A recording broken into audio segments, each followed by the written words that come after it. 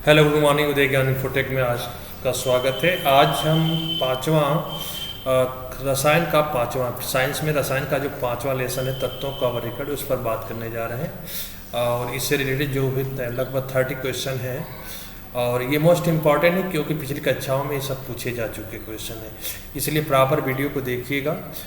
Video को जो भी दिक्कत आती है मुझे ज़रूर इसमें कमेंट कर दिया करिए कि सर ये प्रॉब्लम है, इसको ऐसे नहीं तैसे बताइए, तो इसमें मैं इस पर थोड़ा ध्यान दे करके उसको भी सही करने की कोशिश करूँगा। इसलिए क्वेश्चन आपको अच्छे ही मिलेंगे इसके हिसाब से। और प्रॉपर वीडियो को देखिए, और चैनल पर जो पहले बार बच्चे आ रहे हैं कम से कम सब्सक्राइब जरूर कर लें, क्योंकि आपके लिए क्वेश्चन बना रहे हैं। कम से कम एक लाइक करें और अपने दोस्त यारों को शेयर करें, जिससे उनको भी इसका लाभ मिले। Thank you. चलिए स्टार्ट करते हैं। पहला क्वेश्चन है कि सबसे पहले तत्वों का वर्गीकरण करने का प्रयास किस वैज्ञानिक ने किया था? तो ये न्यूलैंड, मेंडलीव, डायबर्न, मोसले, ये तीनों आप देखा जाएगा तो ये चारों के चारों ने किया है। लेकिन सबसे पहले जो है डायब्रेनियन ने अपना एक त्रिक नियम दिया था। जिस त्रिक नियम जो है परमाणु क्रमांक का था कि अगर A, B, C अगर 3 परमाणु को बढ़ते क्रम में सजाया जाए परमाणु भार के, तो जो B का जो परमाणु भार होगा वो पहला और तीसरे के योगफल का आधा होगा। तो ये डायब्रेनियन त्रिक नियम दिया था इन्होंने। तो C इसका राइट आंसर है। डायब्रेनियन ने तत्वों के किस आधार पर किया था? तो ध्यान दीजिएगा, तत्वों के परमाणु भार पर किया था। मैंने अभी बताया कि परमाणु भार को बढ़ते क्रम में सजाया था, तो परमाणु भार के बढ़ते क्रम सजाया था। तो इसका first is right answer. Newland के अष्टक नियम के अनुसार प्रत्येक तत्व पहले तत्व के समान गुणधर्म रखता है। तो अष्टक नियम में ध्यान दीजिएगा, आपको 1, 2, 3, 4, 5, 6, 7, 8 जो तत्व थे, ये 8 तत्वों को सजाया गया था परमाणु भार के। तो जो 8वां तत्व था उसका जो गुणधर्म था पहले तत्व से मिलता था। और चूँकि ये सारे गामा पा धी नी सा लास्ट में जब आता है तो सा पर ही जाकर शब्द गिरता है। तो जो संगीत के 7 स्वर होते हैं उसी के बिहेव पर ये बताया गया था। तो सारे गामा पा धी नी पा, तो जो 8वां तत्व होता है वो पहले तत्व की समान गुणधर्म होता है, इसलिए आपका 8वां इस राइट आंसर है। न्यूलैंड के अष्टक नियम क्यों असफल हो गए? ये भारी तत्वों के लागू नहीं होता था, ये गैसों पर लागू होता था, ये केवल धातुओं के लिए था, यह रासायनिक गुणधर्म पर आधारित था। तो ध्यान दीजिए, ये असफल इसलिए हुआ क्योंकि ये भारी तत्वों पर लागू नहीं होता था। यानी भारी तत्व तो जब खोज किए गए तो इस पर यह लागू नहीं हो सका। मेंडलीव की आवस्थाणी किस आधार पर बनी थी? तो मेंडलीव की आवस्थाणी ध्यान दीजिए परमाणु द्रव्यमान बनी थी। ये गलत बता दिए, परमाणु द्रव्यमान ये जो है मोजले ने बनाया था आधुनिक आवस्थाणी। तो परमाणु द्रव्यमान के बेस पर बनाया गया था, यानी कि बी राइट आंसर। मेंडलीव ने अपने आवस्थाणी में कुछ स्थान खाली छोड़ दिए थे। उन्हें ज्ञात अज्ञात तत्वों के खोज जाने की संभावना थी, तत्वों को सही क्रम में रखने के लिए था, नए खोजों को साबित करने के लिए था, इनमें से कोई नहीं। तो ध्यान दीजिएगा, ये तीनों चीज़ें उनकी जानकारी में थी, इसलिए डी इसका क्या है राइट आंसर है। आवस्थाणी में लंबवत स्तंभों को क्या कहा? लंबवत का मतलब ये ऐसे जो रखा गया था आवस्थाणी में, उनको क्या कहा गया था? तो उसको समूह कहते थे। क्या कहते थे? समूह कहते थे। आवर्त कक्ष ढेड़ी नहीं, समूह इसका राइट आंसर है। आवस्थाणी तत्वों में किस क्रम में रखा गया?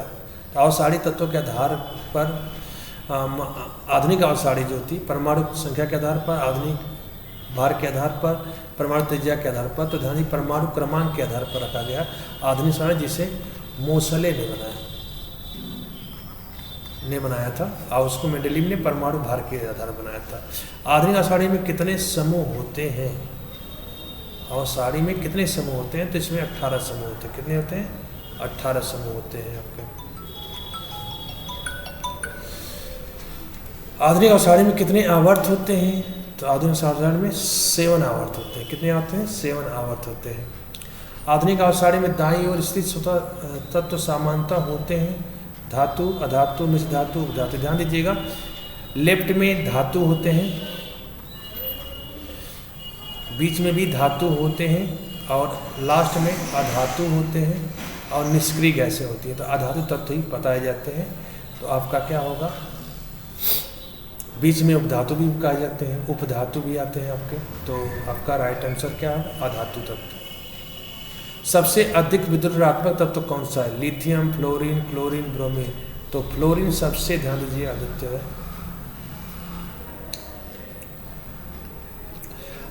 धातु में प्रवाहित इलेक्ट्रॉनों की संख्या बढ़ने की प्रवृत्ति होती है तो इसे क्या कहते हैं? अगर धातुओं में इलेक्ट्रॉनों की संख्या अगर बढ़ती है तो इसको क्या कहते हैं? धात्विकता का गुण कहा जाता है। तत्वों में धात्विकता अवसारी की ओर बढ़ती है, तो ध्यान दीजिएगा, तत्वों में धात्विकता का अवसारी जो होती है किधर बढ़ती है? जब आप दाएं से बाएं जाएं तो बढ़ती है, बाएं जाएंगे तो बढ़ेगी, यानी कि ये आपका दाएं से बाएं, डी राइट आंसर है। अवसारी में सबसे अधिक अभिक्रियाशील धातु कौन सी है? Sodium, potassium, francium, calcium. तो फ्रेंशियम सबसे अधिक अभिक्रियाशील धातु है। आधुनिक अवसारी में हाइड्रोजन को कहाँ रखा गया था? क्षारीय धातु समूह में, हाइड्रोजन समूह में, फर्स्टवें समूह में अलग, या 17वें समूह में? तो फर्स्टवें समूह में अलग रखा गया था, यानी सी इसका राइट आंसर है। सबसे छोटा परमाणु त्रिज्या वाला तत्व कौन सा है? Helium, hydrogen, lithium, beryllium. तो सबसे छोटे की बात करें तो हीलियम जो था सबसे छोटा था आपका। कौन सा तत्व अक्रिय गैस नहीं है? तो helium, chlorine, neon, argon. Helium अक्रिय गैस है, क्लोरीन आपका अक्रिय गैस नहीं होती है, नियान होती है, आर्गन होती है। तो क्लोरीन से राइट आंसर है इसका, क्लोरीन, यानी बी सही है इसका। कौन सा तत्व रेडियोधर्मी होता है? Helium, francium, silicon, nitrogen. तो ध्यान दीजिएगा, 19 का जो राइट आंसर है आपका, 19 का जो राइट आंसर है वो है आपका फ्रेंशियम। फ्रेंशियम जो है रेडियोधर्मी तत्व होता है आपका, यानी बी राइट आंसर।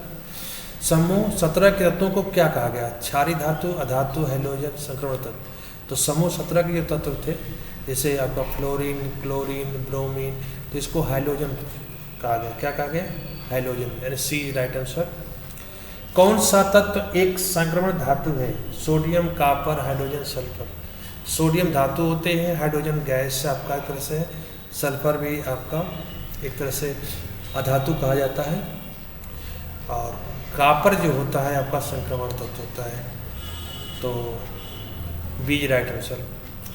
आधुनिक अवसारी में आवर्त सारणी की संख्या दर्शाई जाती है। आधुनिक सारणी में आवर्त संख्या क्या दर्शाई जाती है? परमाणु संख्या, परमाणु भार, ऊर्जा स्तरों की संख्या, या न्यूट्रॉनों की संख्या। तो इसका जो राइट आंसर है वो है आपका ऊर्जा स्तरों की संख्या दिखाई जाती है। आधुनिक सारणी में आवर्त संख्या क्या दर्शाई जाती है? तो जो आवर्त संख्या होती है वो ऊर्जा स्तरों की संख्या को बताता है, यानी कि सी राइट आंसर। और सारणी में धातु तत्व किस ओर स्थित होते हैं? और सारणी में धातु तत्व के दाईं ओर, बाईं ओर, मध्य में, केवल नीचे। तो ध्यान दीजिए, हमेशा क्या होता है? बाईं ओर। क्या होता है? बाईं ओर स्थित होते हैं। जब भी धातु की बात करेंगे बाईं ओर की, अधातु की बात करेंगे दाईं ओर की बात करेंगे आप। उपधातु उसको बीच में कर सकते हैं, और संक्रमण तत्व भी बीच में होते हैं। लेंथेनाइड और एक्टिनाइड श्रेणी को कहाँ रखा गया? मुख्य सारणी के भीतर, शीर्ष पर, अलग नीचे, या दाएं कोने पर? देखिए, अलग से नीचे रखा गया है लेंथेनाइड और एक्टिनाइड। कहाँ रखा गया? इसको अलग लिखा गया है और नीचे रखा गया है, जिसे आपको एफ ब्लॉक कहते हैं। एफ ब्लॉक जो कहते हैं वो अलग रखा जाता है। ध्यान दीजिए, ये आपका अगर है इस तरह से, तो ये एस ब्लॉक है, ये डी ब्लॉक है, ये टी ब्लॉक है, ये एफ ब्लॉक। एफ ब्लॉक यही एक्टिनाइड और लेंथेनाइड की दो श्रेणियाँ होती हैं। नीचे सी राइट आंसर। सबसे अधिक सक्रिय अधातु कौन सा होता है? Oxygen, nitrogen, fluorine, chlorine. सबसे अधिक सक्रिय अधातु तत्व कौन सा होता है? तो 25 का जो राइट आंसर है वो होता है फ्लोरीन। कौन सा होता है? फ्लोरीन। किस वैज्ञानिक ने आधुनिक आवर्त का नाम दिया था? तो न्यूलैंड एस्टेक नहीं, मोसले ने किया था। मोसले ने किया था। ये मेंडलीव ने, तो मेंडलीव की आवर्त जो दिए थे, लेकिन आधुनिक आवर्त जो होती है वो आपका मोसले ने किया था। B right answer. किसी तत्व की परमाणु त्रिज्या की किस दिशा में बढ़ती है? किस तत्व की परमाणु त्रिज्या किस दिशा में बढ़ती है? दाएं से बाएं, दाएं से दाएं, दाएं से बाएं, ऊपर से नीचे, बी और सी दोनों। तो दाएं से अगर बाएं जाते हैं तभी परमाणु त्रिज्या बढ़ती है, और ऊपर से नीचे आते हैं तभी बढ़ती है। यानी कि आपका राइट आंसर क्या है? डी करेक्ट आंसर है। बी भी सही है, सी भी सही है। कौन सा तत्व क्षारीय धातु नहीं है? Lithium, sodium, magnesium, potassium. Lithium, sodium, magnesium, potassium. तो आपका 28 का जो राइट आंसर है तो वो है आपका मैग्नीशियम। मैग्नीशियम जो होता है क्षारीय धातु नहीं होता है। परमाणु संख्या बढ़ने पर आणविक ऊर्जा का प्रभाव क्या होता है? वो बढ़ती है, ये घटती है? पहले घटती है फिर बढ़ती है, अपरिवर्तित रहती है। तो 29 का जो राइट आंसर है पहले घटती है फिर बढ़ती है।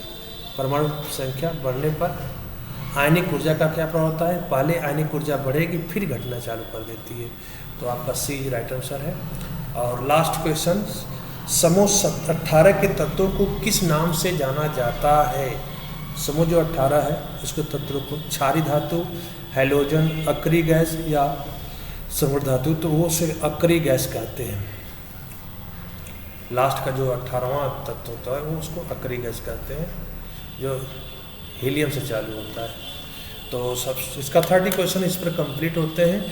आप हमेशा इससे प्यार दिखाते रहिए और कम से कम वीडियो को एक बार लाइक और शेयर करते रहिए, और जो चैनल पर पहली बार है सब्सक्राइब जरूर कर लें। Thank you, bye.